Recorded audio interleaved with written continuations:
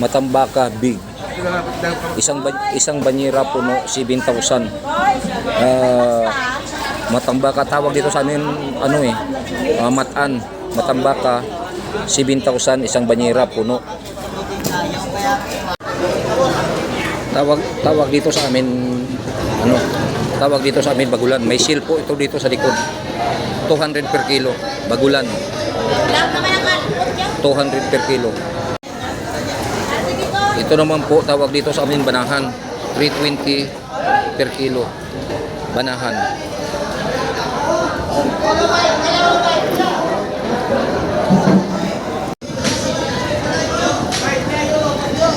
Tawag po dito sa amin dalapani. Ilang kilo? 300. 300 po per kilo. Ito siguro nga 250. 250 per kilo. Pareho lang siya kada ko. Pareho lang sizings ni. Ayun po.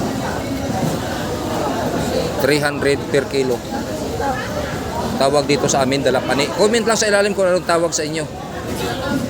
Kasi yung binibigay kong pangalan kasi ang halos tawag lang dito sa amin. Hindi ko po alam ang tawag nito sa inyong mga lugar. Kaya comment lang sa ilalim kung ano ang tawag sa inyo. Dalapani. Ito guys, ang sizing dito sa amin ay yapot. 1,500 po ang isang banyera. Yapot.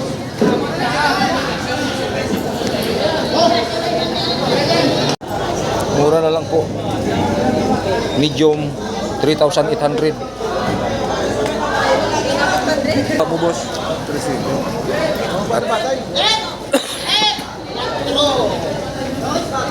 Ito po matambaka medium 3,700 daw ang isang banyera. Ang isang banyera.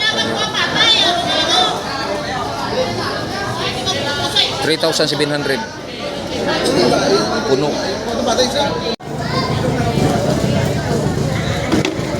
Tulingan 120 per kilo. 120 per kilo. Ito guys, mahina.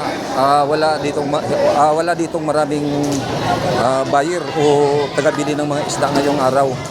Ang iba hindi na ubos, dadalhin sa Iloilo. Kakarga uli sa truck, dadalhin sa Iloilo. Kasi hindi dumating yung mga buyer na galing sa iba't ibang probinsya. Kaya ang lahat ng to dadalhin sa Iloilo. Ay guys, ito naman po ay tulingan. Medyo medyo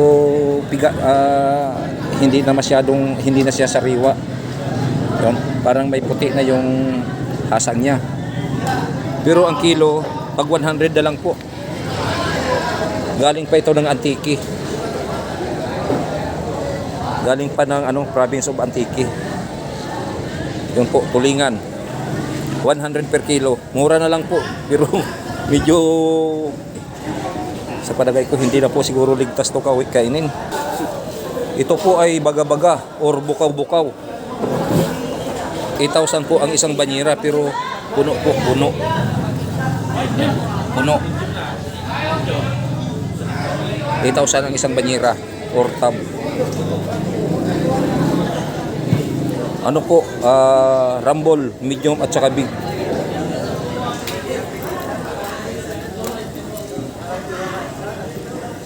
Medium at saka big. Sugpo, pinapakain po sa sugpo at saka alimango. Kasi dito po sa amin ay marami pong mga pispin. Tawag dito sa amin punong. Po. Ito palang tulingan na to, tag 120 ang kilo. Galing pa po ito ng Antique. Dinala lang dito sa amin sa Libas Fishing Port. Kung minsan kasi yung Libas Fishing Port ay shorted po ng isda. Kung minsan naman po sobra, tulad kanina may sobra po ang isda kanina, dinala pa ng Iloilo. Pero yung Antique naman ang may dala nito. Ito po ang tinatawag dito sa aming Moryo. 3,800 po ang isang banyera puno. Moryo. Tawag dito sa amin, salmonite.